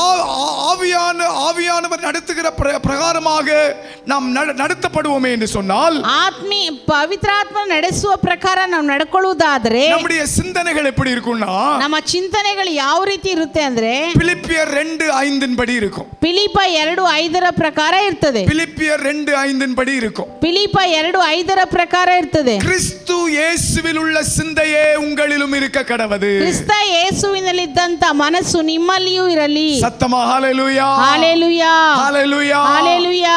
ஒரு நல்ல சிறந்த ஆவிக்குரிய சிந்தனை உள்ள மனிதன் அவன் கிறிஸ்து இயேசுவில் இருந்த அந்த சிந்தனையின்படியே தங்கள் வாழ்க்கையை அமைத்துக் கொள்வான். ಒಂದು ಉತ್ತಮವಾದ ಆತ್ಮಿಕ ಮನುಷ್ಯನು ತನ್ನ ಮನಸ್ಸನ್ನು ಕ್ರಿಸ್ತ ಯೇಸುವಿನ ಹಾಗೆ ರಚಿಸಿಕೊಳ್ಳುತ್ತಾನೆ. அப்படினா கிறிஸ்து இயேசுவில் என்ன சிந்தை இருந்ததோ அந்த சிந்தனையின்படியே தன்னுடைய வாழ்க்கையை நடத்துவான். ಯೇಸು ಕ್ರಿಸ್ತನಲ್ಲಿ ಯಾವ ಮನಸ್ಸಿತ್ತೋ ಅದೇ ಮನಸ್ಸಿನೊಟ್ಟಿಗೆ ಅವನು ಕಾರ್ಯ ಮಾಡ್ತಾನೆ. ஹalleluya. ஹalleluya. அப்போ கிறிஸ்துவின் சிந்தை எப்படிப்பட்டதாக இருந்தது? ಹಾಗಾದ್ರೆ ಯೇಸು ಕ್ರಿಸ್ತನ ಮನಸ್ಸು ಎಂತದಾಗಿತ್ತು? உங்களுக்குள்ள நீங்க ஒரு கேள்வியை போட்டுக்கணும். ನಿಮ್ಮ ಒಳಗಡೆ ಒಂದು ಪ್ರಶ್ನೆ ನೀವು ಹಾಕೊಳ್ಬೇಕು. கிறிஸ்துவின் சிந்தை எப்படிப்பட்டதாக இருந்தது? ಕ್ರಿಸ್ತನ ಮನಸ್ಸು ಎಂತದಾಗಿತ್ತು? ಅದನ್ನ நம்ம வேகமா இப்ப பார்க்க போகிறோம். ಅದನ್ನೇ ನಾವು ಬೇಗವಾಗಿ ನೋಡ್ಲಿಕ್ಕಿದ್ದೇವೆ. பிலிப்பியர் 2:8 சொல்லுகிறது. ಫಿಲಿಪ್ಪ 2:8 ಹೇಳ್ತದೆ, கிறிஸ்து இயேசுவில் இருந்த சிந்தை தாழ்மையின் சிந்தை. ಕ್ರಿಸ್ತ ಯೇಸುವಿನಲ್ಲಿದ್ದಂತ ಮನಸ್ಸು ದೀನತೆಯ ಮನಸ್ಸು. இப்ப நான் ஒவ்வொரு காரியத்தையும் சொல்லும்போது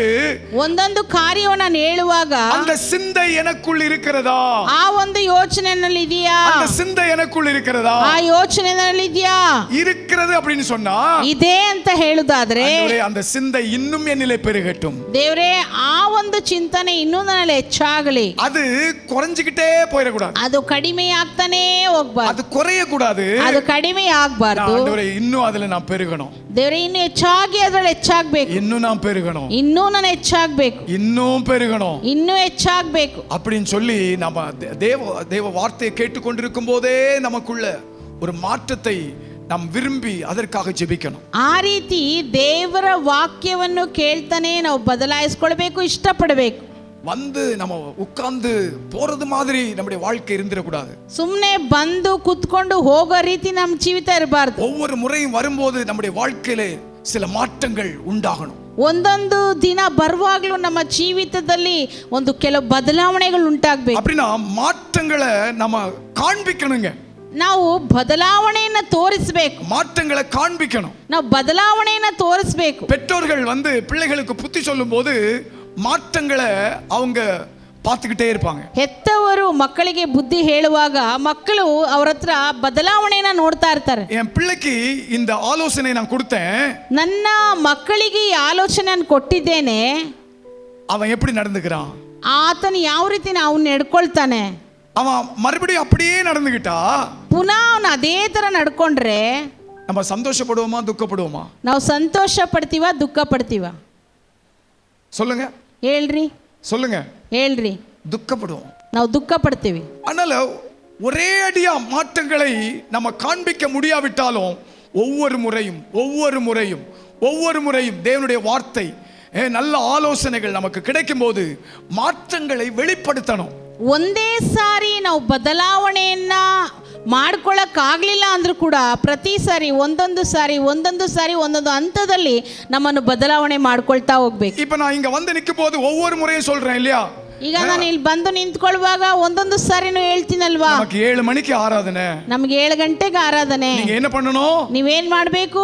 ஒரு 7 மணி 7:15 நீங்க உள்ள வந்துட்டீங்கன்னா நல்லா இருக்கும். 7 ಗಂಟೆ 7:15 ಒಳಗಡೆ ಬಂದ್ರೆ ಚೆನ್ನಾಗಿರುತ್ತೆ. 7 மணிக்கு எல்லாரும் உள்ள இருந்தா ரொம்ப நல்லது. 7 ಗಂಟೆಗೆ ಎಲ್ಲರೂ ಒಳಗಡೆ ಇದ್ರೆ ತುಂಬಾ ಸಂತೋಷ. அந்த ஒரு 15 மினிட்ஸ் அது ரொம்ப ஒரு கஷ்டமான நேரம் தான். ஒரு கிரேஸ் டைம் கொடுக்கிறது கஷ்டமான நேரம் தான். ಆ ಒಂದು 15 ನಿಮಿಷ ಒಂದು ಕೃಪೆಯ ಸಮಯ ಅದು ಕೊಡೋದು ಕಷ್ಟನೇ. என்ன சில நேரத்துல நம்ம அந்த டைமுக்கு வர்றது கொஞ்சம் கடினமானது தான். ಆ ಟೈಮ್ಗೆ ಬರೋದಕ್ಕೆ ಕೆಲವು ಸಾರಿ ನಾವು ಸ್ವಲ್ಪ ಕಷ್ಟ ಆಗ್ತದೆ. ஆனா நம்ம மறுபடியும் இல்ல, நான் வந்து 7:45 தான் வருவேன், நான் 8 மணிக்கு தான் வருவேன், நான் 8:15 தான் வருவேன். என்ன மாற்றத்தை நாம் காண்பிக்கிறோம்? ಇಲ್ಲ, ನಾನು ಬರುವಾಗೆ ಬರ್ತೀನಿ, 7:15 ಬರ್ತೀನಿ, 7:45 ಬರ್ತೀನಿ, 8 ಗಂಟೆಗೆ ಬರ್ತೀನಿ ಅಂದ್ರೆ ನಾವು ಏನನ್ನ ಬದಲಾವಣೆ ಮಾಡ್ಕೊಂಡಿದ್ದೀವಿ? உபவாச ஜெபங்கள் இருக்கிறது. ಇಲ್ಲಿ ಉಪವಾಸ ಪ್ರಾರ್ಥನೆಗಳಿದೆ. ஆண்டவர் இங்க இருக்கிற அநேகருடைய நெற்றியிலே ஜெப முத்திரையை போட்டிருக்கிறார். ದೇವರು ಇಲ್ಲಿ ಇರುವಂತವರ ಹಲವರ ಹಣೆಯ ಮೇಲೆ ಪ್ರಾರ್ಥನೆ ಮುದ್ರೆಯನ್ನು ಹಾಕಿದ್ದಾನೆ. இங்க இருக்கிற அநேகரை ஆண்டவர் ஜெபத்திற்கென்று அபிஷேகித்திருக்கிறார். ಇಲ್ಲಿರುವಂತ ಅನೇಕರ ದೇವರು ಪ್ರಾರ್ಥನೆಗಾಗಿ ಅಭಿಷೇಕಿಸಿದ್ದಾನೆ. திறப்பிலே ஜனங்களுக்கும் தேவனுக்கும் நடுவாக நிற்பதற்குரிதான அபிஷேகத்தை உங்களுக்குள்ள வச்சிருக்கிறார். ಒಡಕಿನಲ್ಲಿ ಜನರಿಗೂ ದೇವರಿಗೂ ಮಧ್ಯ ನಿಂತುಕೊಳ್ಳುವಂತ ಅಭಿಷೇಕ ನಿಮ್ಮ ಮೇಲೆ ಇಟ್ಟಿದ್ದಾನೆ. ஆனா நம்ம அந்த நாளை வீட்டுக்குள்ள இன்னும் கழுவிட்டு தான் இருக்கிறோம். ಆದ್ರೆ ಆ ದಿನದಲ್ಲಿ ಮನೆಯಲ್ಲಿ ಇನ್ನೂ ತೊಳಿತಾನೇ ಇರ್ತೀವಿ. எவ்வளவுதான் நம்ம வந்து வசனத்தின் மூலமாக நல்ல ஆரோக்கியமான ஆலோசனைகள் சொன்னாலும், ಎಷ್ಟೇ ನಾವು ವಾಕ್ಯದಲ್ಲಿ ಆರೋಗ್ಯವಾದ ಕಾರ್ಯಗಳು ನಿಮಗೆ ಹೇಳಿದ್ರು ಕೂಡ இந்த பிசாசு இந்த மாம்சம் சொல்லும், ಈ ಒಂದು ಶರೀರ ಹೇಳುತ್ತೆ, நீ 7:45 போனா போதும், ನೀನ್ 7:45 ಹೋದ್ರೆ ಸಾಕು, இந்த வாரத்துல நீ ஆராதனைக்கு போவாட்டி என்ன, நீ தொலைஞ்சா போயிருவே, ಈ ವಾರದಲ್ಲಿ ನೀನು ಆರಾಧನೆಗೆ ಹೋಗಿಲ್ಲ, ಏನೇನೋ ಹಾಳಾಗ್ಬಿಡ್ತೀಯಾ? நீ உபவாச ஜெபத்துக்கு போகாட்டி என்ன நீ குறைஞ்சு போயிருவியா? ಉಪವಾಸ ಪ್ರಾರ್ಥನೆಗೆ ಹೋಗಿಲ್ಲ ಅಂದ್ರೆ ನೀನೇನು ಕಡಿಮೆ ಆಗ್ಬಿಡ್ತೀಯಾ?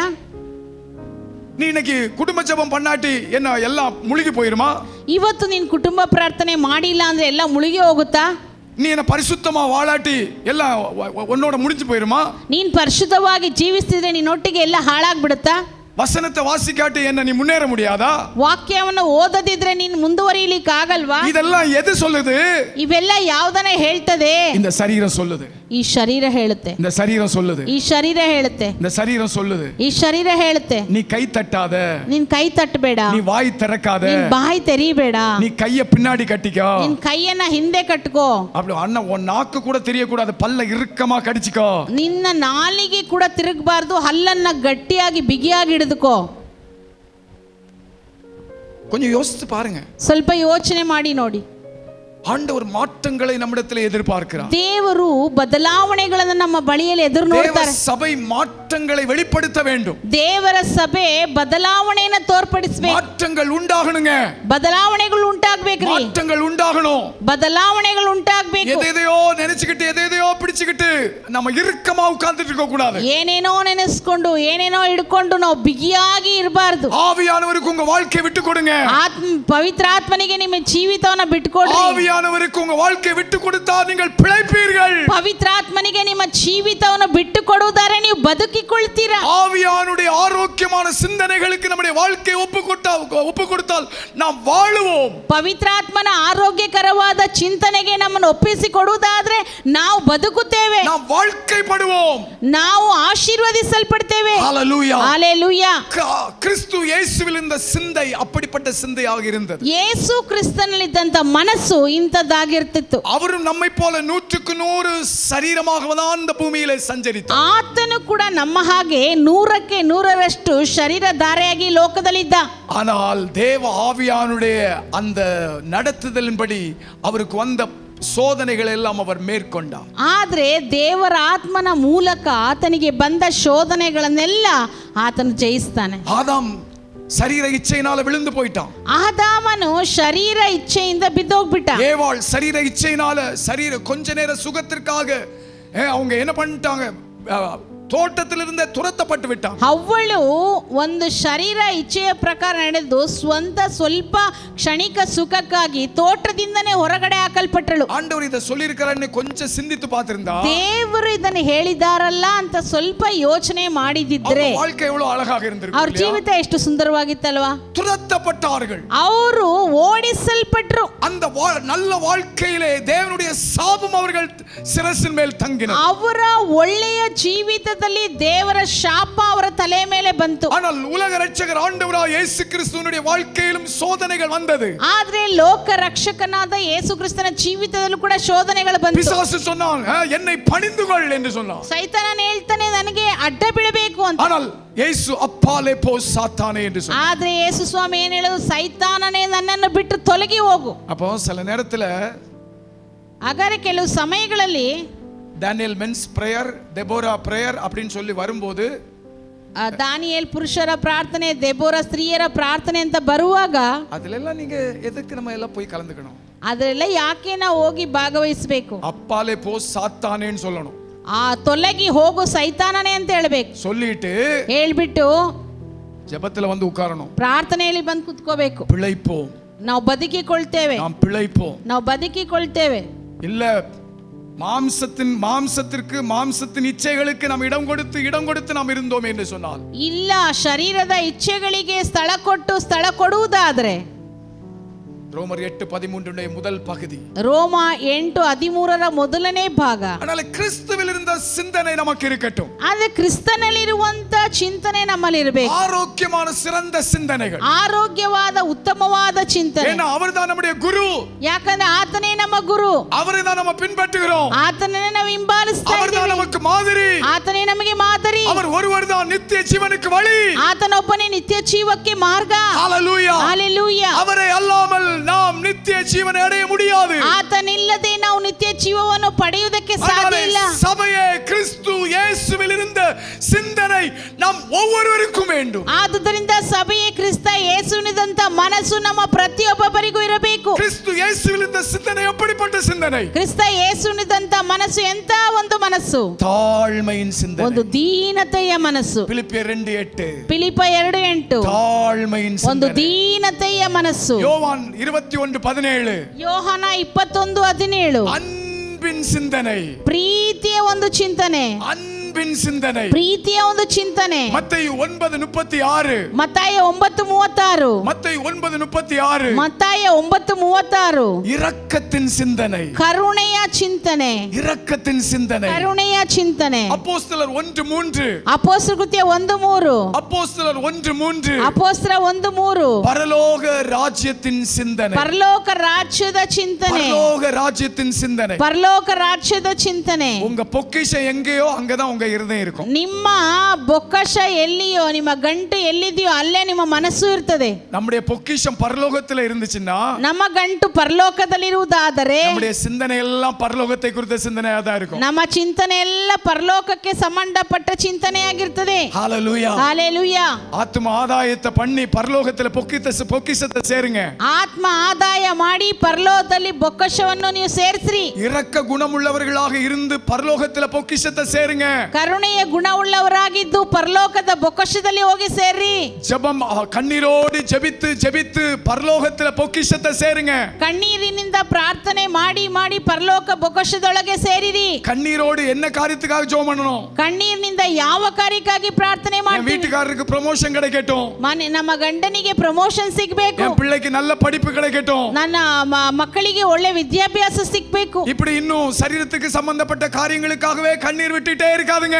ಈ ರೀತಿಯಾಗಿ ಶರೀರಕ್ಕೆ ಸಂಬಂಧಪಟ್ಟ ಕಾರ್ಯಗಳಿಗೆ ಕಣ್ಣೀರು ಸುರಿಸಬೇಡ್ರಿ. அழிந்து போகிற ஆத்துமாக்களுக்காக கண்ணீர் விடுங்க. அது உங்களுக்கு பரலோகத்துல பொக்கிஷமாக மாறும். ಅಳಿದು ಹೋಗುವ ಆತ್ಮಗಳಿಗಾಗಿ ಕಣ್ಣೀರು ಸುರಿಸಿರಿ, ಆಗ ಅದು ಪರಲೋಕದಲ್ಲಿ ಬೊಕ್ಕಶವಾಗಿ தேவ ನಿಮಗೆ ಸೇರ್ತದೆ. சமூகத்துல வந்து தேவ பிள்ளைகளோடு திறப்பில நில்லுங்க. அது உங்களுக்கு பொக்கிஷமாய் மாறும். ದೇವರ ಸನ್ನಿಧಿಗೆ ಬಂದು ಮಕ್ಕಳ ಜೊತೆಯಲ್ಲಿ ನಿಂತುಕೊಳ್ಳ್ರಿ, ಅದು ನಿಮ್ಮ உங்கள் ಬೊಕ್ಕಶವಾಗಿ ಸೇರ್ತದೆ. பொக்கிஷம் எங்கேயோ அங்கே உங்கள் இருதயம் இருக்கும். ನಿಮ್ಮ ಗಂಟು ಎಲ್ಲಿ ಇರ್ತದೋ ಅಲ್ಲೇ ನಿಮ್ಮ ಮನಸ್ಸು ಕೂಡ ಇರ್ತದೆ. பரலோக ராஜ்யத்தின் சிந்தை உள்ளவர்களாக இருங்க. ಪರಲೋಕ ರಾಜ್ಯದ ಚಿಂತನೆ ಉಳ್ಳವರಾಗಿರಿ. அப்போஸ்தலர் 3:14. ಅಪೊಸ್ತಲ ಕೃತ್ಯ 3:14 பரிசுத்த சிந்தை உள்ளவர்களாக இருங்க. ಪರಿಶುದ್ಧ ಚಿಂತನೆ ಉಳ್ಳವರಾಗಿರಿ. பரிசுத்த சிந்தை.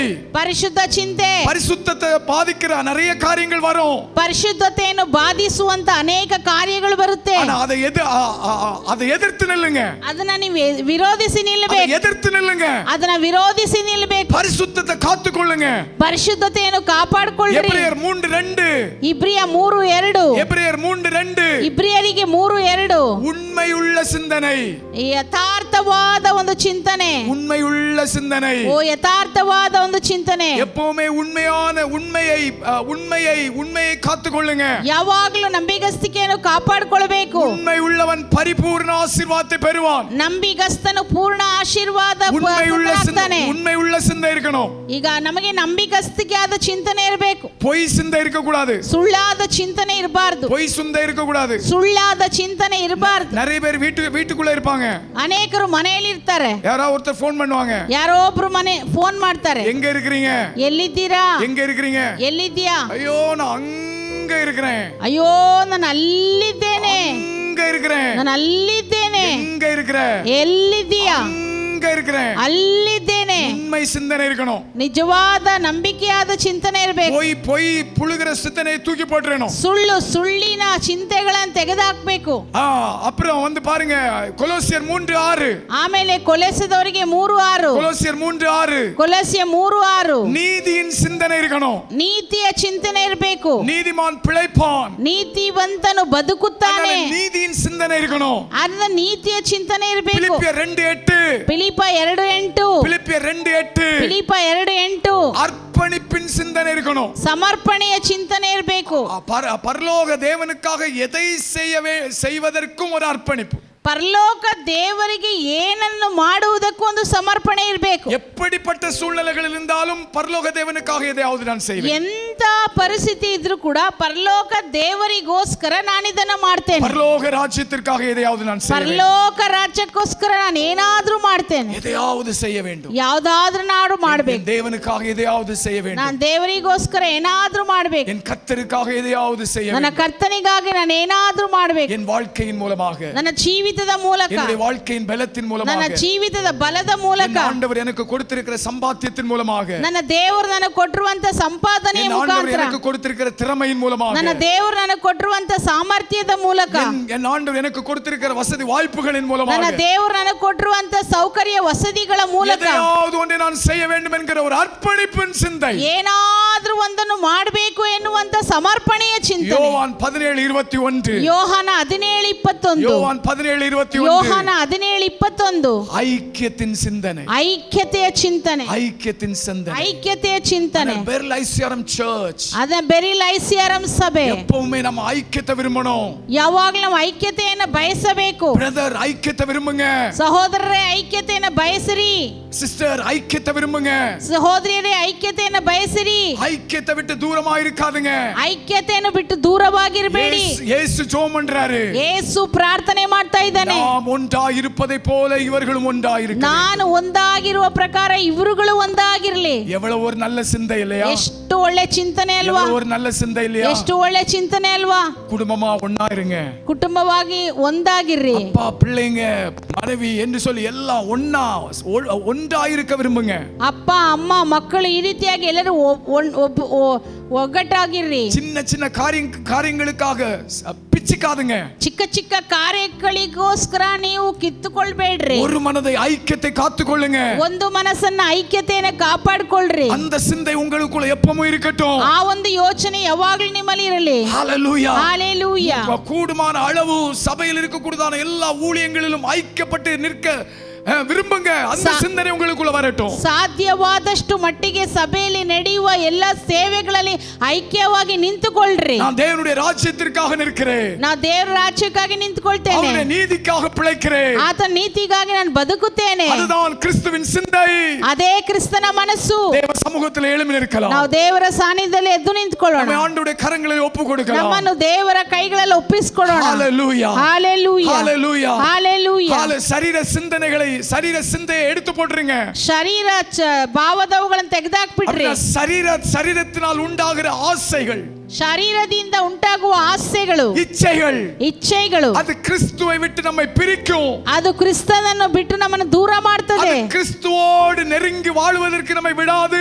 ಅದು ಕ್ರಿಸ್ತನೊಂದಿಗೆ ಅಂಟಿಕೊಂಡು ಬದುಕುವುದಕ್ಕೆ ಅದು ಬಿಡುವುದಿಲ್ಲ. ಅದು ಕ್ರಿಸ್ತುವಿನ ಉறவிலிருந்து நம்மை பிரித்துக்கொண்டே இருக்கும். ಅದು ಕ್ರಿಸ್ತನ ಸಂಬಂಧದಿಂದ ನಮ್ಮನ್ನು ವಿಭಜನೆ ಮಾಡ್ತಾನೆ ಇರುತ್ತೆ. ஒரு சிறந்த ಆರೋಗ್ಯமான ದೇವ ಮನಿதன், ಆದ್ರಿಂದ ಒಂದು ಉತ್ತಮವಾದ ಆರೋಗ್ಯವಾದ ದೇವ ಮನುಷ್ಯನು ಕ್ರಿಸ್ತುವಿನ சிந்தை உள்ளவனாகவே வாழுவான். ಕ್ರಿಸ್ತನ ಚಿಂತನೆ ಉಳ್ಳವನಾಗಿಯೇ ಬದುಕ್ತಾನೆ. ಕ್ರಿಸ್ತುವಿನಿடத்தில் என்னென்ன சிந்தை இருந்ததோ அதை அப்படியே வாழ்க்கையில பின்பற்றுவான். ತನ್ನ ಬಳಿಯಲ್ಲಿ ಏನೆಲ್ಲ ಮನಸ್ಸಿದೆಯೋ ಅದನ್ನ ಹಾಗೆ ತನ್ನ ಜೀವಿತದಲ್ಲಿ ಹಿಂಬಾಲಿಸ್ತಾನೆ. ಅದಕ್ಕಾகவே வாஞ்சிப்பான், ಅದಕ್ಕಾಗಿ ಆಸಕ್ತಿ ಪಡ್ತಾನೆ, ಅದಕ್ಕಾகவே கதறுவான், ಅದಕ್ಕಾಗಿ ಆತನು ಕಿರ್ಚುತ್ತಾನೆ, ಅದಕ್ಕಾகவே நிற்பான், ಅದಕ್ಕಾಗಿ ಆತ ನಿಲ್ಲುತ್ತಾನೆ, ಅದಕ್ಕಾகவே செயல்படுவான், ಅದಕ್ಕಾಗಿ ಆತನು ಕ್ರಿಯೆ ಮಾಡ್ತಾನೆ. ஹalleluya, ஹalleluya. இதெல்லாம் என்கிட்ட இருக்குதா அப்படின்னு உங்களை பரிசோதித்து பாருங்க. ಇವೆಲ್ಲ ನನ್ನ ಬಳಿಯಲ್ಲಿ ಇದೆಯಾ ಎಂಬುದಾಗಿ ಪರೀಕ್ಷಿಸಿ ನೋಡ್ರಿ. தாழ்மை சிந்தை இருக்குதா?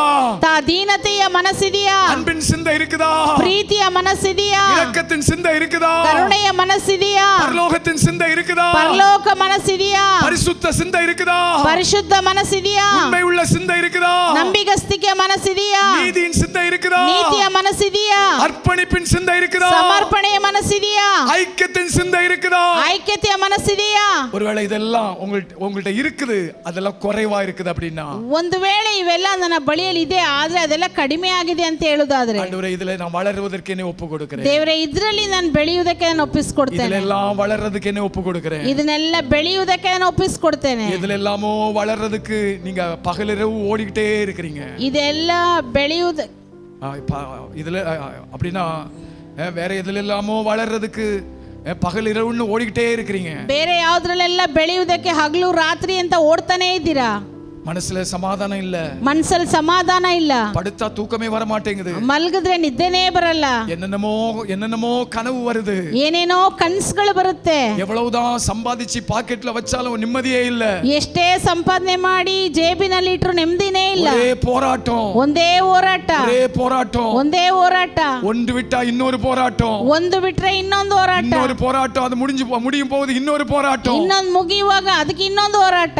பரிசோதித்து பாருங்க, ಪರೀಕ್ಷಿಸಿ ನೋಡ್ರಿ, ஆண்டவருடைய சமூகத்துல நம்ம ஒப்பு கொடுப்போம், ದೇವರ ಸನ್ನಿಧಿಯಲ್ಲಿ ನಮ್ಮನ್ನು ಒಪ್ಪಿಸಿಕೊಡೋಣ. ஆண்டவருடைய எந்த சூழ்நிலையிலையும், ದೇವರ ಯಾವುದೇ ಪರಿಸ್ಥಿತಿಯಲ್ಲೂ, என்ன நெருக்கடியான சூழ்நிலையிலையும், ಏನೇ ಇಕ್ಕಟ್ಟಿನ ಪರಿಸ್ಥಿತಿ ಬಂದರೂ ಕೂಡ உங்களுக்குள்ள இருந்த சிந்தனையிலே வாழுவதற்கு என்னை அர்ப்பணிக்கிறேன், ನಿಮ್ಮೊಟ್ಟಿಗೆ ಇರುವ ಚಿಂತನೆಯಲ್ಲಿ ಬಾಳುವುದಕ್ಕೆ ನಾನು ಒಪ್ಪಿಸಿಕೊಡ್ತೇನೆ, உங்களுக்குள்ள இருக்கிற அந்த சிந்தனையில வாழுவதற்கு என்னை ஒப்பு கொடுக்கிறேன், ನಿಮ್ಮ ಒಟ್ಟಿಗೆ ಇರುವ ಚಿಂತನೆಯಲ್ಲಿ ಬಾಳುವುದಕ್ಕೆ ನಾನು ಸಮರ್ಪಣೆ ಮಾಡ್ತೇನೆ. ஹalleluya, ಹಾಲೆಲೂಯಾ. தம்பி தங்கச்சி ஒப்பு கொடுப்போமா, ತಮ್ಮ ತಂಗಿಯರ ಒಪ್ಪಿಸಿಕೊಡೋಣವಾ? நம்முடைய வாழ்க்கை நல்லா இருக்கும், ನಮ್ಮ ಜೀವಿತ ಚೆನ್ನಾಗಿರ್ತದೆ, நல்லா இருப்பீங்க, ಚೆನ್ನಾಗಿರ್ತೀರಾ, நல்லா இருப்பீங்க, ಚೆನ್ನಾಗಿರ್ತೀರಾ, எல்லாரும் ஆச்சரியப்படுகிற மாதிரி ஆண்டவர் உங்களை உயர்த்தி வைப்பாரு, ಎಲ್ಲರೂ ಆಶ್ಚರ್ಯ ಪಡುವ ರೀತಿಯಲ್ಲಿ ದೇವರು ನಿಮ್ಮನ್ನು ಉನ್ನತಕ್ಕೆ ಏರಿಸ್ತಾನೆ. பாருங்க, அந்த கிறிஸ்துவின் சிந்தை நமக்குள்ள வந்துட்டா, ನೋಡ್ರಿ, ಕ್ರಿಸ್ತನ ಮನಸ್ಸು ನಮ್ಮಲ್ಲಿ ಬಂದ್ಬಿಟ್ರೆ, அந்த பரலோக சிந்தை இயேசுக்குள்ள இருந்ததுனால, ಆ ಪರಲೋಕ ಚಿಂತನೆ ಯೇಸುವಿನೊಳಗಡೆ ಇದ್ದಿದ್ರಿಂದನೇ அங்க வேதம் சொல்லுகிறது, ಅಲ್ಲಿ ದೇವ್ರ ವಾಕ್ಯ ಹೇಳ್ತದೆ, ரொம்ப அழகா இயேசுவின் நாமத்தினால வானலத்தோர் பூதலத்தோர் பூமியின் கீழானுடைய முழங்கால் எல்லாம் அவருக்கு முன்பாக முடங்குச்சான். ಯೇಸುವಿನ ನಾಮದ ಮುಂದೆ ಸ್ವರ್ಗ, ಮೃತ್ಯು, ಪಾತಾಳ ಎಲ್ಲ ಕೂಡ ಅಡ್ಡ ಬಿತ್ತಂತೆ.